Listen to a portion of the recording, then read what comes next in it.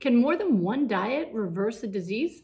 My name is Dr. Brooke Goldner from Goodbye Lupus, and the answer is yes, actually. There's a lot of different people trying many different types of disease reversal diets, and they can be very different from each other. And of course, there's always people who will say this worked for me, and then someone who will say the opposite worked for them. And there's even battles online. I actually posted a video to explain why ketogenic diets make diabetes worse. And of course, there were some people who piped up saying, no, you're wrong, it makes it better, and vegan diets kill people. And then of course, a bunch of other people commented, actually, yes, I got worse on that diet and plant-based has saved my life, right? So there's definitely people who are very excited about their diet, whether it's one way or the other way.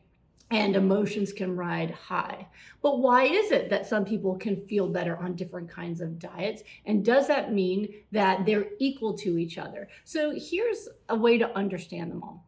There are definitely disease-causing diets. The Western American diet is a disease-causing diet. That's why, as the Western American diet has spread around the world, we have increased the rates of heart disease, diabetes, cancer, as well as autoimmune diseases. A recent study showed that the rise and spread of autoimmune diseases exactly mirrors the rise and spread of the Western diet throughout the world.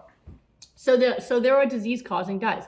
The ketogenic diet, especially when it's a meat-based ketogenic diet, not the plant-based kind, but the meat-based kind, definitely a disease-causing diet. Even though people's HbA1c comes down, it's only because they're not exposing themselves to sugar. To eat a banana, boom, through the roof. Plus, not only is their diabetes getting worse hidden from them, but they're also increasing their risk of heart disease, cancer, kidney failure. So those are the disease-causing diets. Now, there are diets that will cause a dramatic improvement in people's health, even if they are not optimal. So for example, a very popular one is a paleo diet, paleo or AIP diet.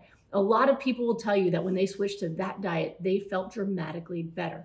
Why? Well, first of all, paleo diets will tell people to stop eating dairy. Dairy is extremely inflammatory and disease-causing, whether it is for arthritis, autoimmune disease, cancer, cholesterol. It is definitely bad news. So any diet that tells you to give up dairy, some people just give up dairy and they feel dramatically better, that's going to make a difference. I was a cheese addict and it made a huge difference to give up dairy for me when I was dealing with lupus all those years ago. So paleo diet, you get rid of dairy. They don't eat all of the processed meats. They recommend, if you do eat meat, that it is a free-range meat, meaning instead of factory farmed and fed things like corn, they're eating grasses. Now, most people I talk to who did paleo don't stick with that the way they should, but that is the goal. And they tell them to eat lots of fresh foods, vegetables and things. So if you go from a standard Western diet where you're eating tons of processed meat, heavy meats, dairy, processed foods, and you go to a paleo diet where you've gotten rid of dairy, you've gotten rid of processed foods, you eat better meats, you're eating vegetables, of course you're going to be healthier. That is a great thing to do. And for some people, they even will go into a remission where their symptoms get better, and that is wonderful too. Is it an anti-inflammatory diet? No. It is a less inflammatory diet. Now, people who are on paleo diet get mad when they hear that, but it is true. It is not anti-inflammatory, because if you're looking at inflammation in terms of cellular function, so my expertise is how different types of nutrition affect cellular function in your immune system.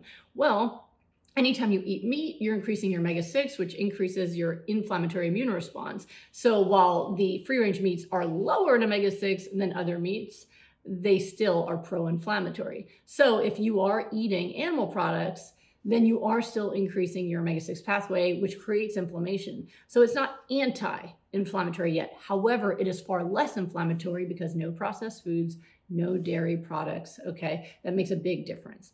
Now, what if you want a diet to be less inflammatory? Well, less inflammatory than a paleo diet would be a whole food plant-based diet. Now, not any plant-based diet, because you could be on a vegan diet that has plenty of processed foods and can be pro-inflammatory as well. But a whole food plant-based diet means that anything you eat is unprocessed and from plants. So now that means you've taken out meat, so you've decreased the inflammation that you are getting, okay?